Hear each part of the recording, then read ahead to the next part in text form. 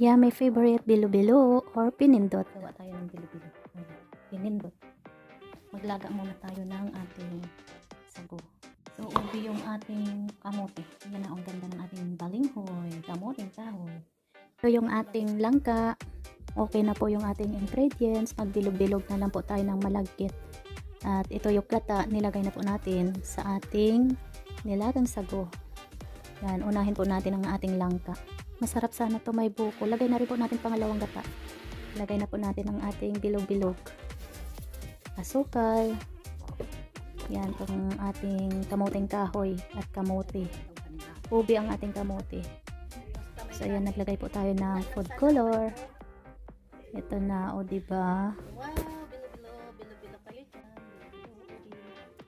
At panglash yung saging.